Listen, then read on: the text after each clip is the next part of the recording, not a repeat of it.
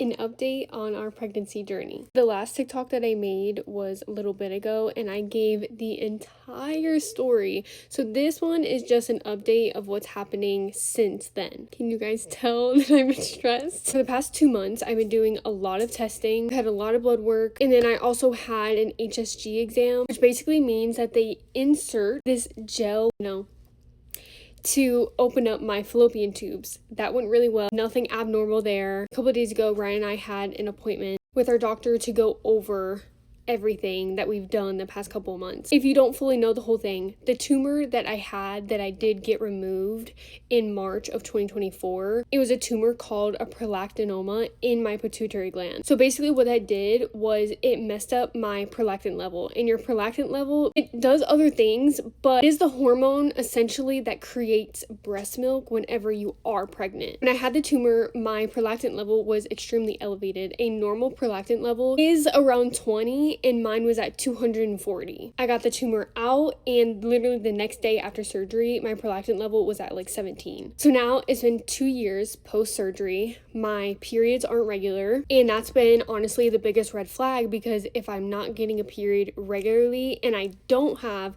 PCOS or endometriosis, then something still isn't right. So of course my doctor told me that everything looked good, the blood work looked good other than my prolactin level.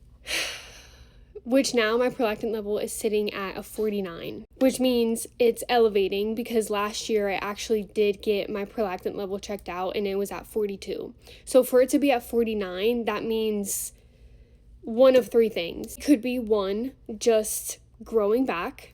Two, there could have been microscopic residue of the tumor left that if you don't get the whole tumor out, it's gonna grow back. We were told post-surgery that everything was cleared out, everything was good. Or three, that it could be scar tissue from the surgery that is still irritating my pituitary gland to continue to produce prolactin. Basically, the reason why this prolactin level is so important is because if it is even a little bit elevated, I can't ovulate. My body already thinks that it's pregnant. Can't get pregnant if my prolactin level is too high. It is a step back because now we have to cycle all the way back around again. I have to get an updated MRI to see where that's at. Actually have to go back on cabergoline, which is the medication that I took when I had the tumor. They put you on this medication when you have the specific tumor to try and shrink it. My tumor at the time was too big. There was no way of actually shrinking it to nothing.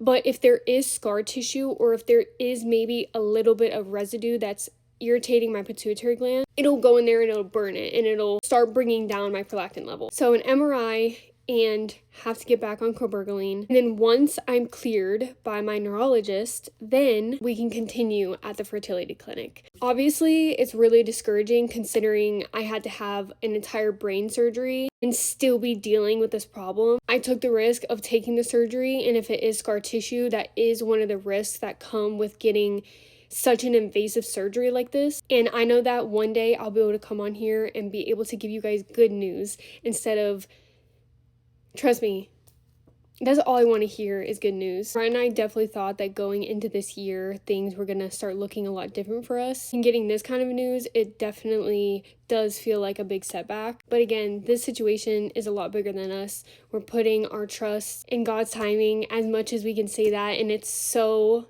incredibly hard, especially as of recently. I think Ryan and I have really had a hard time with coming on here and making out like everything is really fine, when at times we're really struggling. We love what we do, and this is literally what keeps us going. And I really wish there was something that I could take some fertility tea or all these home remedies, but unfortunately, just with my circumstance, with having the tumor that I had, it's not that easy. I wish that it was. Unfortunately, it's just not going to happen that way. That's okay. This is our story. If you guys are going through something similar, I hope that by us sharing our story makes you feel less alone, because I know reading comments about you guys unfortunately going through similar situations, it makes us all feel less alone. Hopefully, there's no tumor regrowth. I can't even think about that, honestly. I'm hoping for scar tissue because that's best case scenario. But for now, that's the update. I love you guys so much. Thank you for all the support you guys give us.